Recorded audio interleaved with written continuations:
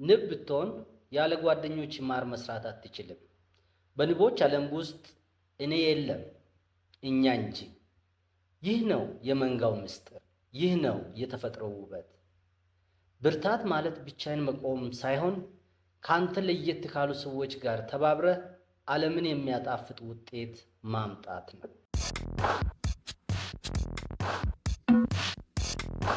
ሰላም ጤና ይስጥልኝ። ወደ ኢትዮ ላይቭ ስቶክ ቻናላችን እንኳን በሰላም መጣችሁ።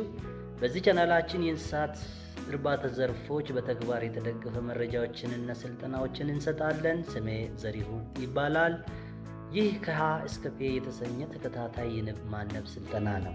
ዛሬ በአንድ የንብ መንጋ ውስጥ የሚኖሩት 3 የተለያዩ ንቦች የህይወት ዑደት እና እነዚህን ንቦች እንዴት ለይተን ማወቅ እንደምንችል እንመለከታለን። ወደ ዝርዝሩ ከመሄዳችን በፊት ለቻናሉ አዲስ ከሆናችሁ ሰብስክራይብ ማድረጋችሁን አትርሱ። የንብ እርባታ ከመጀመራችን በፊት ስለ ንቦች ምንነትና ባህሪያት ማወቅ በጣም አስፈላጊ ነው። በቀፎ ውስጥ የሚፈለፈሉ ንቦች አይነት የሚወሰነው ንግስቲቷ በምጥለው እንቁላልና ንቦቹ በሚመገቡት የምግብ አይነት ነው። ንግስት ንብ 2 አይነት እንቁላል ማለትም የዳበረ ወይም የወንድ ዘር ያለው እና ያልዳበረ ወይም የወንድ ዘር የሌለውን እንቁላል ትጥላለች። የዳበረ እንቁላል ጠባብ በሆነ ባለ 6 ጎን አይነ ቦጎች እንዲሁም ያልዳበረ እንቁላል ሰፋ ባለ 6 ጎን አይነ ቦጎች ውስጥ ትጥላለች። የዳበሩ እንቁላሎች ሰራተኛና ንግስት ንብ የመሆን እድል አላቸው።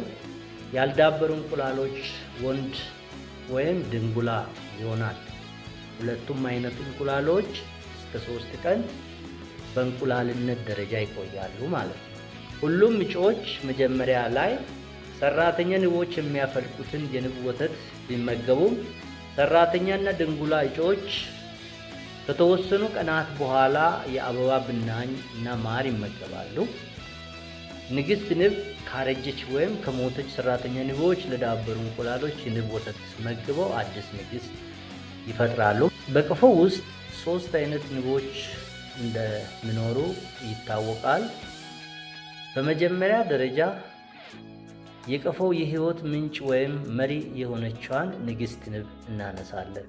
የንግስት ንብ አፈጣጠርን በተመለከተ ንግስት ንብ የምትፈጠረው ከዳበረ ወይም ፈርቲላይዝድ ከሆነ እንቁላል ሲሆን ከሌሎች የተለየ የንብ ወተት ስለምትመገብ ነው። ይህ ምግብ አካሏ እንዲገዝፍና የመራባት ብቃቷ እንዲጨምር ያደርጋታል። የንግስት ንብ የእድገት ደረጃን በሚመለከት ከንግስት ንብ የተጣለ እንቁላል እስከ 3 ቀን እንቁላል ሆኖ ይቆያል። ከ4 እስከ 8 ቀን የንብ ወተት ትመገባለች ወይም የእጭነት ደረጃ ማለት ነው። ከ9 እስከ 16 ቀን በሰም ታሽጋ የአካል እድገትና ለውጥ ታሳያለች።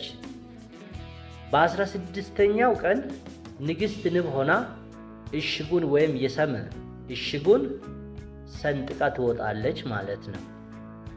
አንደኛው ንግስት ንብን ለመለየት መጠንን ማየት ያስፈልጋል። ከሁሉም ንቦች በጣም ረጅም ናት። ሆዷ ተለጥጦ ወደ ኋላ ይወጣል። ሁለተኛው በክንፍ መለየት እንችላለን። አካሏ ስለሚረዝም ክንፎቿ የአካሏን ግማሽ ብቻ የሚሸፍኑ ናቸው። ሁለተኛ ደረጃ የምናነሳው የቀፎ የጀርባ አጥንት የሆኑትን ሰራተኛ ንቦችን ነው። የቀፎ እውነተኛ ሰራተኛ ናቸው። ሰራተኛ ንቦች በቀፎ ውስጥ አጠቃላይ ስራ የሚሰሩት እነሱ ናቸው። የሰራተኛ ንቦች አፈጣጠርን በተመለከተ የሰራተኛ ንቦች የተፈጠሩት አጠቃላይ ስራን ለማከናወን ነው።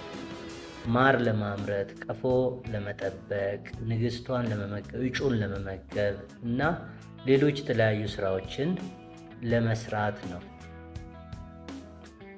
የሰራተኛ ንቦች የእድገት ደረጃን በሚመለከት እንደ ንግስት ንብ 4 የእድገት ደረጃ አላቸው። አንደኛው እስከ 3ኛ ቀን እንቁላል ናቸው።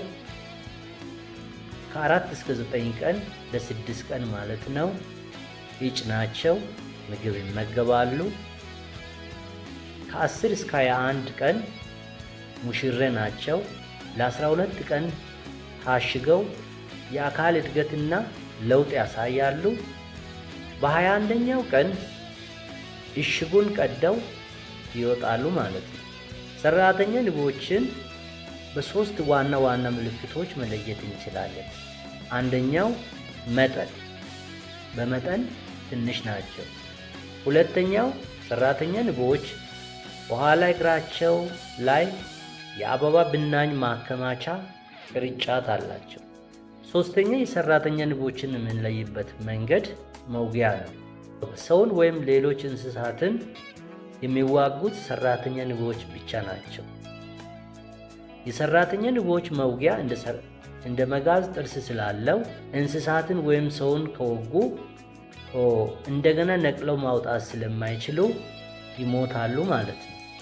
ንግሥት ንብ መውጊያ ያላት ቢሆንም ለስልጣን ፍክክር እንጂ ሰውን ለመናደፍ አትጠቀምም። ተቀናቃኝ ንግሥት ንብ ካገኘች ደጋግማ ብትወጋም አትሞትም። በሶስተኛ ደረጃ ወንድ ንቦችን ወይም ስለ ድንጉላ እናነሳለን። ወንድ ንብ ከመሪነትም ሆነ ከስራ ነፃ የሆነ ነው። ወንድ ንብ የሚፈጠረው ካልዳበረ እንቁላል ነው። ይህም በተፈጥሮ ውስጥ ካሉ አስገራሚ የዘር ውርስ ሂደቶች አንዱ ነው። የእድገታቸውን ደረጃ በሚመለከት ወንድ ንቦች እንደ ንግሥትና ሰራተኛ ንቦች 4 ደረጃዎችን ያልፋሉ። አንደኛው ደረጃ እንቁላል ነው። እንቁላል ይሆናል። እስከ 3 ቀን ሁለተኛ ደረጃ እጭ ይባላል። ይህ ከ4 እስከ 10 ቀን ምግብ የሚመገቡበት ጊዜ ነው። በሶስተኛ ደረጃ ሙሽሬ ይባላሉ። ይህም ከ10 እስከ 24 ቀን ታሽገው የአካል እድገት ለውጥ የሚያሳዩበት ጊዜ ነው። አራተኛው ደረጃ ጉልምስ ወይም ንብ ሆነው የሚወጡበት ሰዓት ነው። ይህም በ24ኛው ቀን እሽጉን ቀደው ይወጣሉ ማለት ነው። ወንድ ንቦችን የመለያ ምልክቶች። ወንድ ንቦች ከሰራተኛ ንቦች በውፍረት ይበልጣሉ። ደልዳላና ዝርጥጥ ያለ አካል አላቸው። ወንድ ንቦች ትልቅ አይኖች አሏቸው። ሌላው ወንድ ንብ ወይም ድንጉላ ሰላማዊነት ነው። መውጊያ የለው። በእጃችን ብንይዘው እንኳን መናደፍ አይችልም። እንግዲህ ዛሬ 3ቱ የንብ አይነቶች የህይወት ሂደትና ንቦችን እንዴት ለይተን ማወቅ እንደምንችል አይተናል። በቀጣይ ቪዲዮ የንቦች እርባታ ቦታ አመራረጥ እንመለከታለን።